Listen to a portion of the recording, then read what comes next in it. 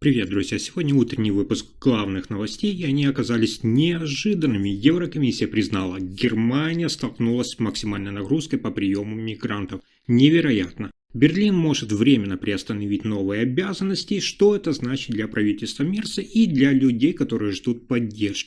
В Гессене начались огромные инвестиции в дороги, спорт и безопасность. Миллиарды евро, новые проекты. Власти обещают улучшения, но что изменится уже в ближайшие месяцы? Между тем, растут споры о мини-работах. Миллионы людей работают на неполную ставку, без пенсии и гарантий. Политики обсуждают, как это исправить и почему вопрос стал острым именно сейчас. Про все это я расскажу прямо сейчас, буквально за несколько минут. Итак, Европейская комиссия опубликовала новый анализ миграционной ситуации, в котором Германия названа страной с чрезмерной нагрузкой по приему беженцев. Теперь Берлин официально входит в группу государств, которые временно могут отказаться от приема дополнительных мигрантов из других стран Европейского Союза. Но по новым правилам ЕС, если страна уже приняла слишком много заявлений на убежище, она может не участвовать в программе перераспределения, а вместо этого помогать деньгами или техникой. Германия, наряду с Францией, Бельгией, Нидерландами, получила право воспользоваться этим исключением, внимание, до конца 2026 года. Еврокомиссар по внутренним делам объяснил, немецкая система приема мигрантов работает на пределе, и стране нужно время, чтобы восстановить баланс. Основное давление сейчас ложится на страны Южной Европы, Италию, Испанию, Грецию и Кипр, где прибывают новые потоки мигрантов. Для правительства Фридриха Мерца это решение стало сигналом. Евросоюз признает нагрузку на Германию и дает возможность сосредоточиться на внутренних реформах, не нарушая принципов европейской солидарности. Следующая новость одна из самых обсуждаемых в Германии. В Германии стартует масштабная программа, способная заметно изменить жизнь миллионов людей. Федеральное правительство выделило 7,4 миллиарда евро для региона Гессен. Эти деньги направят на дороги, безопасность и спорт. Премьер земли Борис Райн заявил, что это крупнейшее вложение за всю историю региона. Главная цель – сделать инфраструктуру быстрее, безопаснее и современнее. Часть средств пойдет на капитальный ремонт мостов и автомагистралей, часть на обновление городского транспорта. Особое внимание уделено безопасности. Гессен получит новые полицейские вертолеты, системы защиты от дронов и современные центры связи для служб экстренного реагирования. Это должно укрепить внутреннюю стабильность региона и ускорить реакцию на чрезвычайные ситуации. Часть бюджета направлена и на спорт, строительство и реконструкцию стадионов, бассейнов и залов для детских секций. Власти подчеркивают, инвестиции должны не только улучшить инфраструктуру, но и повысить качество жизни, вернуть людям уверенность и гордость за свой район.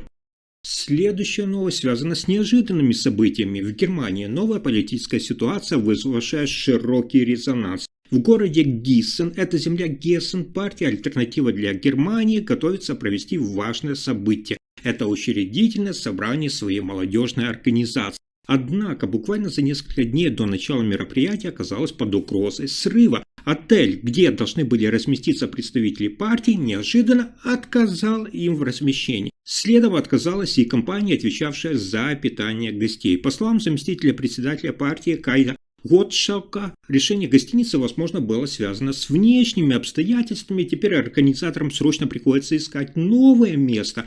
Параллельно в Гиссене готовятся и мирные акции. Несколько общественных объединений заявили о демонстрации против альтернативы для Германии АДГ. И полиция уже усилила меры безопасности, ожидается участие большого числа людей. Партия «Альтернатива для Германии» заявляет, что несмотря на все сложности, молодежное крыло все равно будет создано, но в каком формате пока не ясно.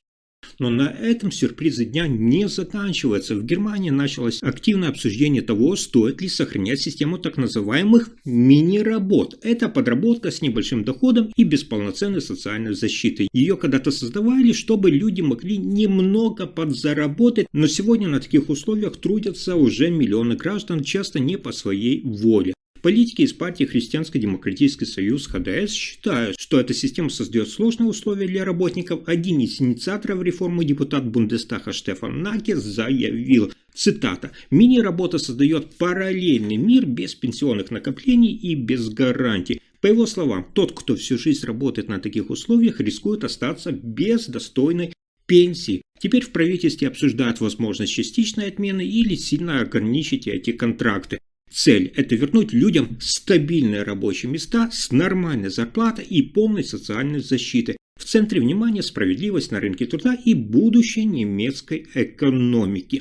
И это только начало. В Германии растет беспокойство по поводу состояния пенсионной системы. Государственный пенсионный фонд сообщил, что в этом году расходы на выплаты превысили, внимание, доходы почти на 4 миллиарда евро. Председатель правления фонда Александр Гункель объяснил, пенсии вырастут примерно на 3,7% с июля следующего года, что стало возможным из-за роста зарплат. Но это не решает главной проблемы. Система работает с дефицитом. Правительство Фридриха Мерца уже обсуждает, что делать дальше. Одно из решений – постепенно повышать пенсионные взносы с 18,6%, как я вам говорил, до 19,8% к 2028 году. Это стало бы первым знаменательным повышением с 2007 года. Гункель предупреждает, что без реформ нагрузка на работающих станет слишком большой. Параллельно планируется укрепление и резервного фонда, чтобы накопить деньги на будущие выплаты и сделать систему более стабильной. Для граждан это значит, пенсии растут, но одновременно работающим придется больше платить в фонд. Эксперты считают, что без реформ система станет уязвимой и решение придется принимать уже в ближайшие годы. А дальше еще интереснее. В Германии правящая коалиция намерена серьезно усилить меры против нелегальной работы, и на этот раз в фокус попадают службы доставки. Согласно новому законопроекту, который внесут на голосование в Бундестаг, к списку отраслей риски по черной занятости добавятся и платформы, организующие доставку товаров, в том числе и еды.